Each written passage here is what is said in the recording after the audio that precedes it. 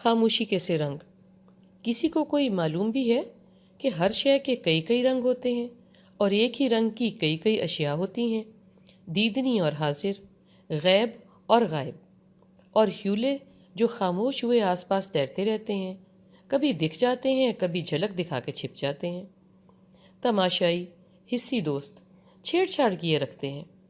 ہر موجود شے کی ایک حقیقت ہے۔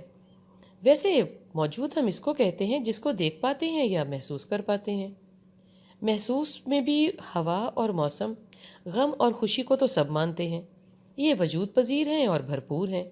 ہاں، جراثیم کو بھی مانتے ہیں، مگر ہوا سے ہلکے اور مادہ کے علاوہ بھی وجود موجود ہیں، یہ کہوں تو لوگ پاگل کہتے ہیں۔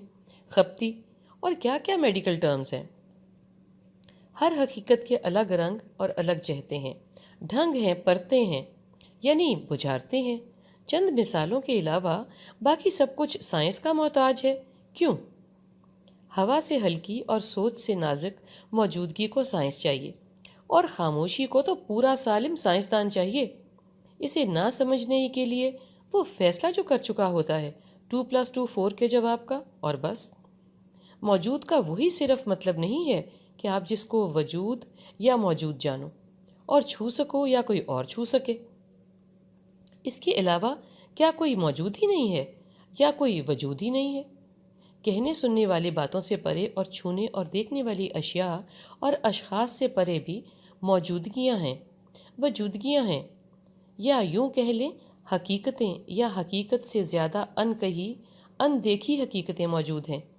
آلودگی سے محفوظ بھی ہیں وہ جو صرف سوچی یا محسوس کی جا سکتی ہیں، شاید دیکھنے اور چھونے سے میلی ہو جائیں یا مر ہی جائیں، بہت نازک ہیں اور حساس۔ دیکھیں نا، اندھیرے کے کئی رنگ ہیں، اندھیرے کے اندھیر پہلو، اندھیرے کے روشن پہلو۔ سویرے کے بہت رنگ عیاں ہیں، مگر جو پنہاں ہیں وہ زیادہ رنگدار اور شاندار ہیں۔ کچھ تو سر کی آنکھ سے نظر آتے ہیں اور کچھ دل کی آنکھ سے۔ سر کی آنکھ سے نظر آنے والے رنگ ہم دیکھ پاتے ہیں، اور جو سمجھ نہیں آتے اور جن کو ہم نام نہیں دے پاتے، ان میں لوگ ہماری مدد کرتے ہیں، ہم خود بھی خود کی مدد کرتے ہیں۔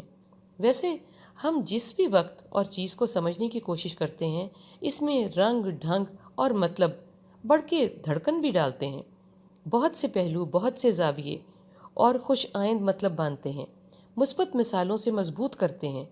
اکثر بلکہ بیشتر ہم یہ سب کسی کی تشفی کے لیے نہیں کرتے، بلکہ کہتے یہی ہیں۔ ہم مطمئن خود کو کرنا چاہتے ہیں، ہر لحاظ سے خود کا ذہن مثبت کام کا مکین کرنا چاہتے ہیں۔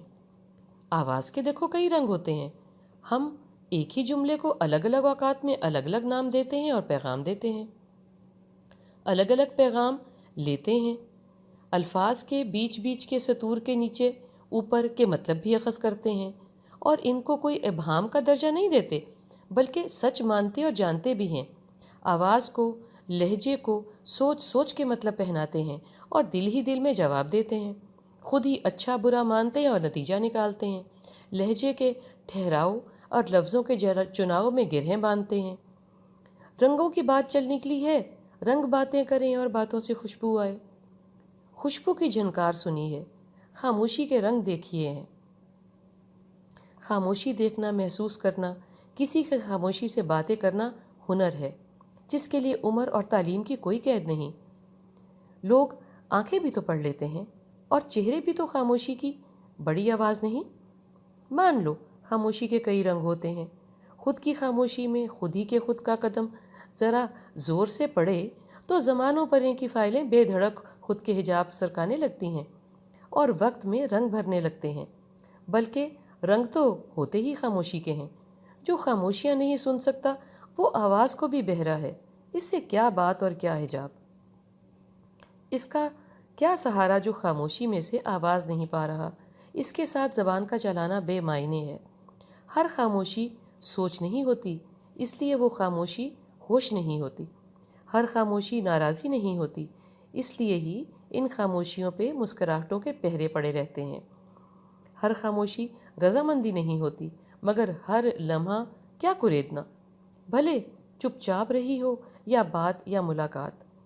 سب خاموشی غیر حاضری بھی نہیں ہوتی، کبھی تو وہ آپ کی دھڑکن اور سوچ سے بھی قریب ہے، آپ کو قریب سے سن رہی ہوتی ہے، جیسے ہر آواز حاضری یا ملاپ نہیں ہوتی، خاموشی میں ہی تیرنا، ڈوبنا، ڈھونڈنا پڑتا ہے۔